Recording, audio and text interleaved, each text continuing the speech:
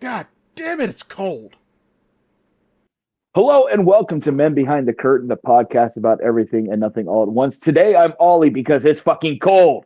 No, I'm Pitt as usual. But I'm Eli.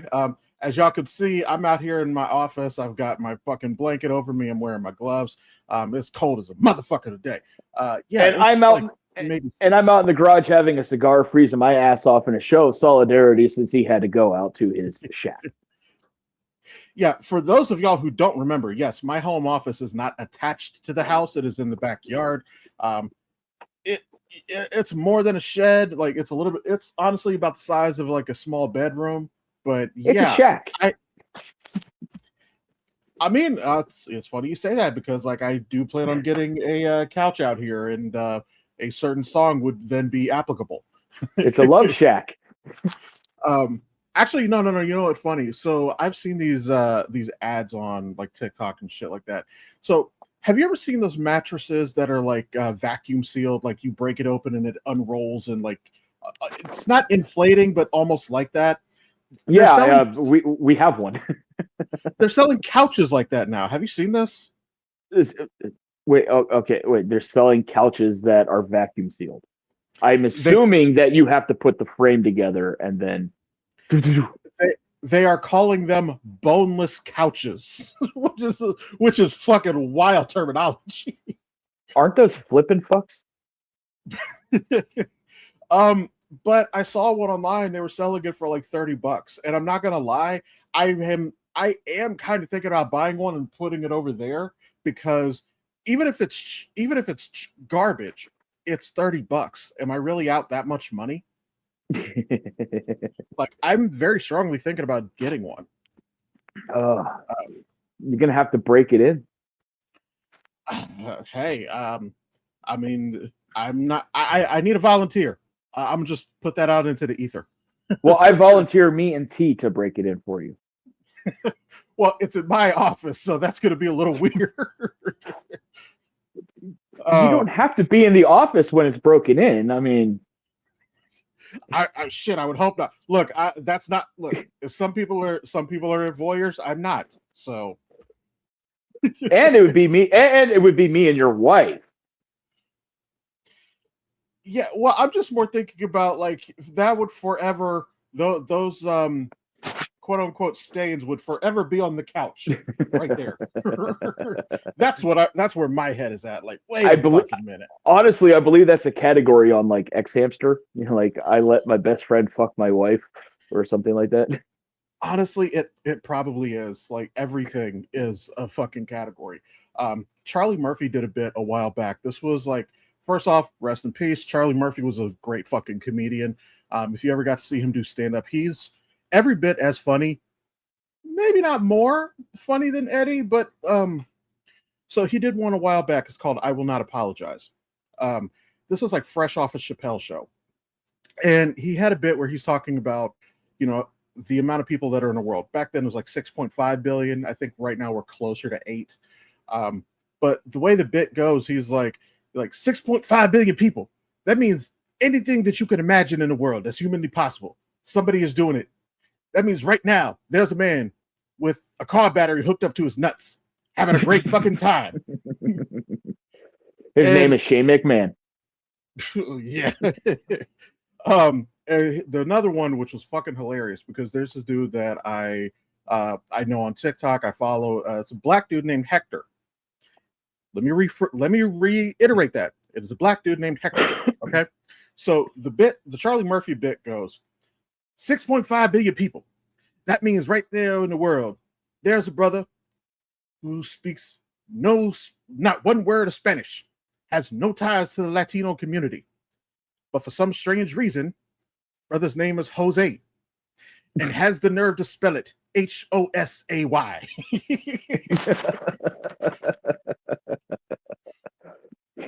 So yes, Charlie Murphy was a great fucking comedian. If you ever find that, I highly recommend checking it out. Well, that brother better watch out or he could get deported.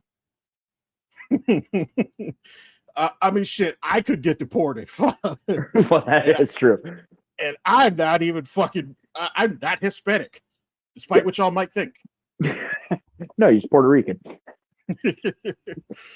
So Uh, speaking of deportation, that brings me to my cunt of the week, Chrissy Nome. She's been nominated multiple fucking times and has actually been our cunt of the week. But did you see her fucking get ripped during the I testimonials and shit like that the other day? I did, and you know what? Let me just real quick sidebar. I love how I very unintentionally fucking set you up for that. That was not But yes, oh my god, they ripped her to shreds, and it was just mwah, it was chef's kiss. Yeah, I mean, she was asked a question about how many veterans, U.S. citizens and veterans have been deported under all this stupid bullshit that's going on. And she's like, none. And what was great is they brought the guy up on fucking Zoom, who happens to be a Desert Storm veteran, wounded, shot twice. He's a Purple Heart recipient and everything else. And because he immigrated from Korea when he was 7 years old, and because he suffered from PTSD from everything that he suffered during Desert Storm, he fell into some addiction complications and had a minor offense that he was arrested for, which caused him to get deported back to Korea, which he has not been since he was 7 years old. Yet he's a United States citizen. He's a veteran.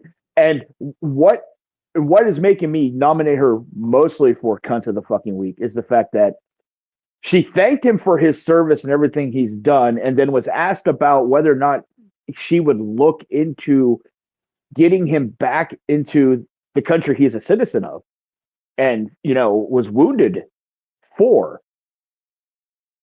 And then she threw in the wonderful word but, and we know everything before the but is bullshit. So yes, Chrissy Nome, you are nice. You got the shirt. yes. Shit, I need to pick that up. Also plug, go to pcwteam.net. We have the shop. We have a couple of t-shirts. I actually need to pick that and our other one up. And as always, I will be dropping that in the description below here. I'm actually going to go a little bit further than that with Christy Nome. Did you hear what happened? Granted, she was not personally there for this, but this is still, she's DHS. ICE kind of falls under that umbrella. Did you hear what happened in Boston? No, I haven't heard what happened in Boston. So these folks they had finished their citizenship. They were at the stage of the citizenship where they swear their oath, which is fucking weird, but anyway. They're at the oath swearing ceremony, and ICE steps in and stops some of them, and then starts asking what country they are from. And if they are from the quote wrong country, they were pulled the fuck out of the ceremony. So tell me again, MAGA, how was it, like, what were they doing wrong? What were they not doing the right way? Yeah. Well, since we're on politics to start with, and this seems to be a recurring theme, I want to go on record as saying, good job, Pete Hegseth, for opening up the government AI chat GPT, whatever the fuck you want to call it, and having people ask questions about the actions you've done, and your fucking chat, AI has deemed them war crimes, you stupid motherfucker. Oh, that reminds me. Did you hear about the fucking AI bot they added on Truth Social? Because he basically did. Yes. So for those of you who did not hear this story, so Donnie wanted to do what Elon did and add his own AI bot, kind of like how Twitter, because it is still fucking Twitter, goddammit, Twitter has Grok. Well, somebody asked the bot on Truth Social, did he lose the 2020 election? I'll give you two guesses what the fucking answer was. Well, I'm absolutely loving this because, everybody's complaining about AI and all this stuff. And what gets me is AI is going back up against everything that they're trying to set up, saying it's like, because we know Grok, what Elon did with Twitter is he changed the algorithm so it speaks nothing but praises to Elon. Yeah. But it's great when they get caught in their own little fucking web that they're trying to spin, and everything else is like no, and it's not even other people. Not to mention, heard reports that if you speak out against this administration or anything about them and stuff like that, you're put on a government watch list. Well, guess what? We're right at the fucking top because that's pretty much all we do is pretty much let everybody know how much of a cunt you really are and put in our own little idiom. Right. Oh yeah. If they are legit keeping a watch list, I am 100% on it. And you know what? Fuck you. You ain't gonna do a goddamn thing. Anyway, but while we're talking about AI, because I know one of the guys who works with us on Valmont, he had a video up recently, and he was just asking how people feel about AI in the creative space. Let's drop his name, Mr. Adam Uhas. Yeah, thank you. There was no way I was saying his last name correctly. But one thing that I was saying about it is now I know that Jackie is vehemently against AI, and I understand why Jackie feels that way because she's more looking at the actual imagery and quote unquote art that's created by it, which yes, I am guilty of. Our logo is AI generated. I openly admit that, but it's because I'm fucking broke. Okay. And not talented. Yeah, I'm not. I don't draw. But now what I was talking about in that video is I mentioned how I used it as an aid, quote unquote, because one of the Valmont shorts that I wrote, I was creating up a new station for Black Raven, and I was creating up a brand new character for the reporter. And I used AI to determine, like, give me the name of a news station and then give me the name of a reporter. That is all I did because I didn't want to spend time trying to think up a name. I knew what story I wanted to tell. I wrote everything else myself. I just used AI for that. And personally, I don't think that I did anything unethical with that particular instance. No, I completely agree with that. For me, being as the executive producer, and one of the people who comes up with the sound effects and the sound design and music and stuff like that, I am limited financially, and I do use AI to help create some of the music that I do. But what I do is I will go in and I will write what notes I want on what instruments I want, duration, what pattern, stuff like that. I will write the cadence and everything like that. And then I will ask an AI generator to produce that instrument playing those particular notes because I can't play a fucking violin. I can't play a fucking piano. Now, if you hear a guitar, drums, a bass, some keyboards, that's the shit that I'm doing myself. But I'm asking AI to go in like one of the songs I did. I needed a choir for it. I don't have access to record a fucking choir. I don't have a studio to bring a choir in. So I sing the parts and I ask AI to generate it as a specific, sound. Like I need, I'd sang the parts like I need this to be a female vocal church choir. And it would go back and take what I had sung into the program, and it'll pump back out exactly what I asked for. So I use it because I am limited financially to do what I need to do. Yeah. Actually, what you reminded me of especially when you mentioned the choir.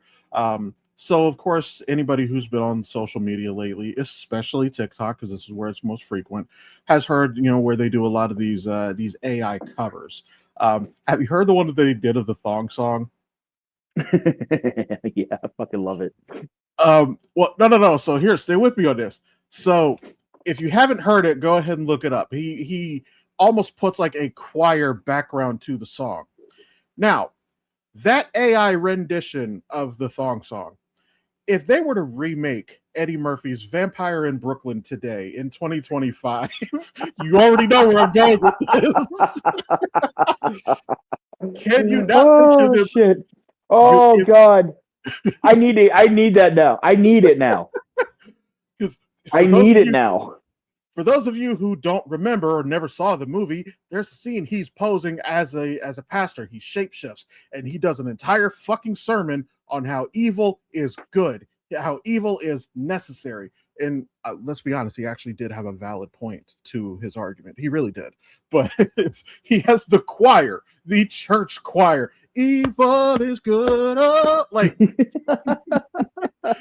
so Oh, I so fucking need that now.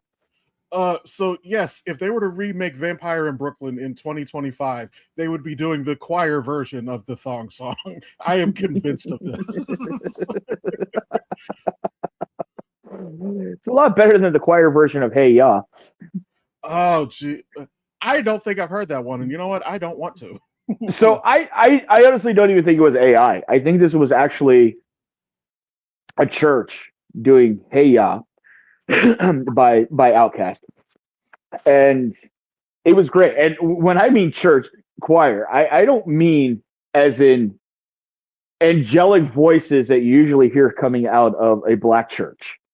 We're talking mega white church with the choir at above, I would say 70 plus in age, except for the choir leader who's probably mid 40s.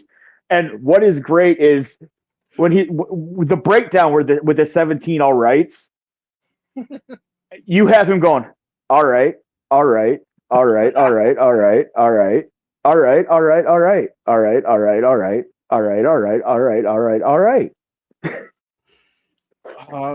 You know that that reminds me of.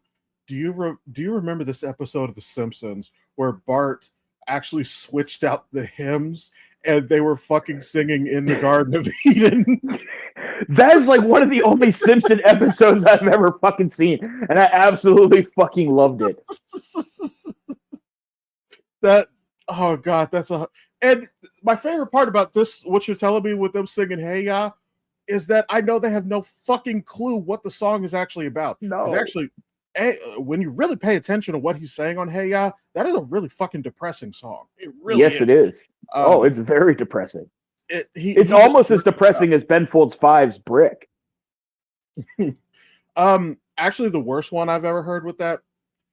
I say worse. I love the song, but like the melody does not match the lyrics.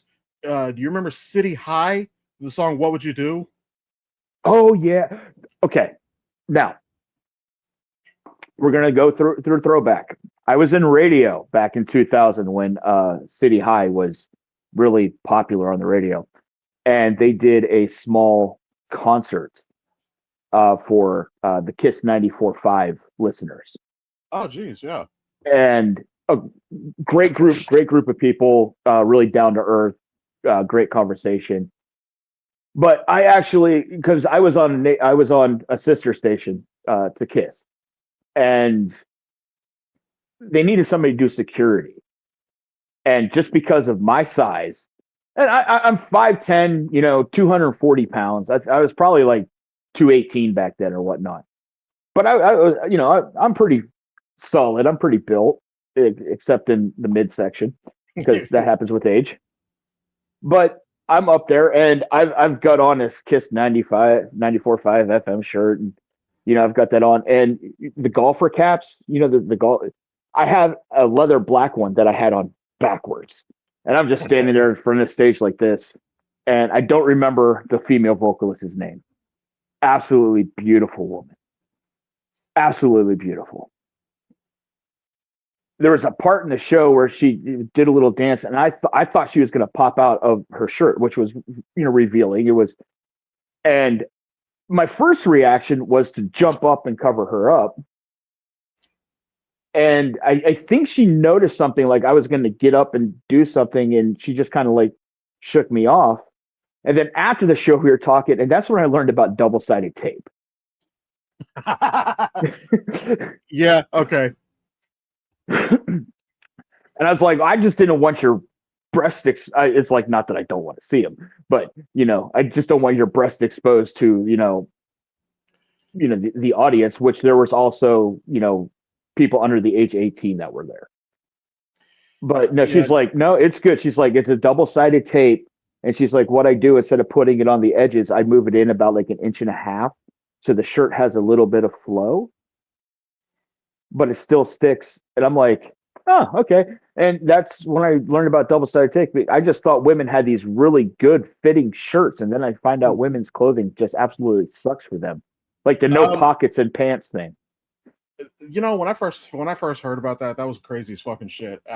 And what kills me is why the fuck did the designers give it fake pockets? It'll have a line like there's a pocket, but then there's no fucking pocket. Like what? um, but yeah, with the double sided tape, yeah, I think more, especially women wrestlers need to start using that because um, like every other week there's a titty that pops out. Why am I not um, watching WWE anymore?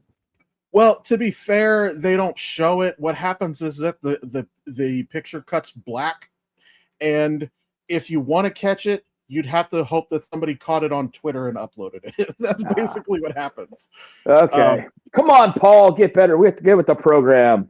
We're talking about Paul Levesque, of course, who's running basically the WWE at the moment. and he's Speaking yeah, of WWE, we won't go yeah. into the long version of this. You're probably going to do, your own solo update on TikTok about it, whatnot. But John Cena, and this is what's interesting. I completely forgot about this until somebody came into the cigar lounge yesterday from ESPN that was actually part of the crew that was covering John Cena's final match. Hmm, that's actually really cool. Yeah, Paul Levesque is about to be like public enemy number one because people are really, really pissed off about how the match was booked and everything last night. First of all, they're mad that he lost, which I don't understand why. Um, it's Isn't that part. tradition? It is like part of the wrestling business is you quote unquote go out on your back. You almost always lose your retirement match. And it's part of putting the next guy over. They're also pissed off that actually John Cena tapped out for the first time in 20 plus years that he tapped out. The last guy that he tapped out to was fucking Kurt Angle, which tells you how long ago it was. Um, but I'm like, they told you on television that he hasn't submitted in 20 years. They gave you the spoiler right there if you were paying any fucking attention. Um, but yeah, people are really pissed off at Triple H right now, and I'm not entirely understanding why. He has made a lot of creative decisions that I don't really agree with, but this one in particular, I don't know why people didn't see it coming. But yes, I am not going to personally call John Cena the greatest of all time, the GOAT. He is among the greats. I will say that. He has contributed a lot to the industry and the business. He put it on his back for a good 10 to 15 years. It's a well-earned retirement. I will say that much. Um, Very good. and I'm looking forward to whatever other acting roles that he does because again, I love him as Peacemaker. Yeah. Well, speaking of, and this is speaking of acting roles, and since we're on DC, because you brought up Peacemaker, we have a new trailer for Supergirl out. I am kind of on the fence about this one, but one thing that she says in character that I really like, and I would really like to see where they go with this. She says, he sees the best in people, and I see the truth. Now, that line is really that is how you set up a really good complex character. I don't know if that's what we're going to get, but I like the thought process, at least in that particular line of dialogue. Um, I still don't like the logo, the Kingdom Come logo. I fucking hate that. Uh, honestly, Sasha Kaye, however you pronounce your name, still my Yeah. favorite suit. I love that fucking suit, and God, that woman is gorgeous. She is very attractive. I will give that. I watched the trailer. I really didn't pay much attention to it because we know where I stand with the James Gunn universe on DC. And for me, it was just like, okay, I and I like Supergirl. You know, I like the character. I like the complexity of the character. Supergirl's not a wishy-washy character. She's very complex. Um, but the thing is if you're gonna stick to a Supergirl storyline, stick to a Supergirl storyline. I don't need this, you know, like I personally like the way they did it on Smallville, where she was stuck in the Phantom Zone. She was older than Kal-El. She got stuck in the Phantom Zone and eventually made it out. I like that storyline. Some of the others, let's take the Supergirl movie with Helen Slater back in the 80s, where she was a cousin. Yes, that's accurate, but she was from inner space. To me, that's just a marketing grab. Trying like, oh, they're the same, but they're different because she's from inner space and he's from outer space. Uh, yeah, so stick to a particular, give her give her a unique origin story, which I think Well, is what Smallville did, and I'm glad they went that route. But this one, I'm kind of like, yeah, well, what I would like to see is it now. Obviously, excuse me. Obviously, in comics, there are always different ways of telling story, different origin stories, different renditions. The one that I really, really like is Kara Zor-El was sent to Earth to protect Cal, but her ship got knocked off course. I don't know if it was a meteorite or whatever the fuck. It's irrelevant. She ends up orbiting the sun for years before she finally comes to Earth. So I want y'all to keep in mind, Kryptonians draw their strength from the sun. She was orbiting the sun. Cal was getting sun radiation from Earth. She's orbiting the fucking sun. She is, in that version, she is far superior to Cal. She would fucking wash him in a fight. Um, I really hope that they do something along those lines because, and this isn't, I can already hear fucking people. Oh, y'all went woke. Y'all made the woman stronger. Chill the fuck no, out, because sometimes that is like they said it was She-Hulk when they were clearly not paying attention. Like he took a yeah, boulder with one hand, he throws it. She took a boulder with two hands and throws it further. He yeets the fucking boulder into orbit. She's not stronger than him. He just wasn't trying to fucking hurt her. Anyway, uh, the other thing I would really love to see with Supergirl, but I don't think we're ever going to see it, is there's a storyline where she was a Red Lantern. oh, Because a pissed off Kryptonian's not already a fucking scary enough. They had to give her a Red Lantern ring, which honestly, at that point, I'm just gonna self delete at that point because I don't want any of that smoke. yeah, yeah. Since we're Uh, on DC, I know last time we brought up Netflix trying to purchase Warner Brothers and stuff like that. Well, there was a counter offer, which was done by Paramount Skydance for 108 billion. Now, the problem with this is, if nobody is up to date on this, Paramount Skydance is in the back pocket of the current administration. South So Park still exists, so South Park does still exist, but Paramount Skydance, as of late, is in the back pocket of you know what we have in office right now. I'm a little bit curious about that. I know that the Fanta fascist has tried to say that he will have a say in who purchases DC. And I think he said something about like he doesn't like DC or they made fun of him or something like that. Which I'm like, at this point, everybody's made fun of you. Grow Yeah, up. Which yeah. honestly, please grow up. Please, Well, please grow yeah, up. yeah. He's been on record. One of the statements he said that Netflix's offer to for the purchase of Warner Brothers Discovery, the DC catalog and whatnot, was unfair. I don't think he understands what fairness is. Like I'm at a point that I don't think he actually has a grasp on what certain words mean. Like he says he Like I don't mean affordability. I don't mean that's actually exactly where I was going. I don't mean to pivot back into politics, but affordability is a Democrat hoax. Bitch, what's the hoax? Do you know what the fuck hoax means? Also, while we're on that topic, God, the Epstein estate is torching him right now. Yeah, yeah, oh um, yeah. because he's in all of these pictures. Yes, Bill Clinton is in the pictures too. I truly don't give a fuck. I don't have a 10-foot long Clinton flag that I have to take down now. Throw them in jail together. I don't give a fuck. Let them sell together. Yeah, then we'll see who Bubba really is. But I want to point out all of these pictures with Trump and the women whose faces are blacked out.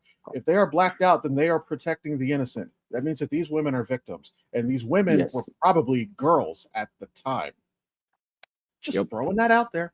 All right, we're going to turn right back to entertainment. So we've got several things coming out. We got the new Avatar coming out here shortly. We've also got Paramount's Star Trek, the new one for the school. Basically, I can't remember. The Star Trek nerd. Yeah, Starfleet Academy. That's going to be dropping in January. So, and we have the second half, or I should say the second third of Stranger Things dropping on Christmas as well. So, I think I was a little harsh on Stranger Things with regards to the scheduling, because I previously made the statement that I think it was a bad idea that they were not dropping on Halloween. And I still think Halloween would have been a good opportunity for them to do it. But then I realized they dropped part 1 during the Thanksgiving holiday weekend. So some people had 3 or 4 days off. I had 4 personally, paid days off, and I had nothing to do but watch television. So Stranger Things was on there. And here comes Christmas. And that's going to also, they're dropping the others on Christmas. And most people, unfortunately not everyone, most people have Christmas Day off. I have Christmas Eve and Christmas Day off. So it's perfect. And then New Year's is going to be the finale. So I was originally kind of harsh on Netflix for how they're dropping Stranger Things, but actually I'm going to take that back. It was smart. Yeah. See, us producers know what we're doing. and I am humble enough to admit when I was wrong. Okay, it happens now and again. So I won't let T know you said that. Oh, she doesn't need to be told that. She needs to be told when she is wrong. But I think that's the struggle every man in a relationship has. Without a doubt. One of my favorite ones, way back when, I was watching Home Improvement. Fuck you, Tim Allen, by the way, you're a piece of shit. But there was some disagreement he had with him and Jill. I don't remember what the subject matter was, but at the end of the episode, he was trying so hard to get her to say that she was wrong. She admitted that Tim was right, but she refused to say that she was wrong. And that scene has stuck with me, partly because I have seen it play out to be true. Well, the only one that stuck with me is the Iron Boogers. I don't think I've seen that one. He's talking to Wilson, and Wilson's like, men always know where true north is from an extra iron deposit in their nose and stuff like that. And he's trying to explain to Jill, what Wilson said and how he always knows where true north is. And he's like, it's because I have iron boogers. I remember another one, Randy, Jonathan Taylor Thomas. I think he broke his wrist or something. He was going to the ER. They see Tim and they assume it's Tim that's hurt. So they start checking him, and it's like, no, not him. The nurse puts out a fucking book, this goddamn big. And Randy's like, that's his folder? She said, that's this year. Which, and again, that's one of those things. Actually, I'm going to use this to pivot to something here in a second. But you don't realize it as a kid, but as an adult, you realize how many times he should have died with the amount of injuries he's gotten. Which brings me to, I found out recently my son has not watched Home Alone. And I told him that we are fixing that. And the reason I'm pivoting to that is because I have realized over the years, Home Alone is way funnier as an adult because you realize how many times they should have eaten it. Yeah. I don't even remember most of what happens in the first movie. But in the second movie, first off, Marv ate 5 fucking bricks to the forehead. By at least the third one, he should have been in a coma. And then he got electrocuted. Obviously, they did the skeletal thing for comedic effect, but the truth is, if he was electrocuted that badly, he would have fucking died. And then you have Harry, who dipped his flaming head in a kerosene toilet. So this is a perfect segue. This is a perfect segue to the catastrophe that we have for today. We just got the one. All right. It's what is your favorite Christmas movie? So actually, you know what? I'm gonna go a little bit off the beaten path with this one. Honestly, Arnold and Sinbad and Jingle All the Way is kind of entertaining. It's not a good movie. I'm not making that argument, but it's still entertaining. Yes. So for the longest time, my favorite movie was a movie called The Ref, and it unfortunately stars a big fucking scumbag, Kevin Spacey. But it had Dennis Leary in there, who was a small-time thief who gets caught up and he has to pretend to be the family's therapist and stuff like that because they got the family coming over for a Norwegian Christmas dinner. And that was, for the longest time, my favorite Christmas movie, but starring not one of your favorite people, and he's getting a lot of flack. I don't know where I am in this, but David Harbour in Violent Night. Honestly, so I have not watched David Harbour all the way through. It showed up on TV and I was watching a little bit of it. It's one of those movies that is actually, it's fucking ridiculous, but it works.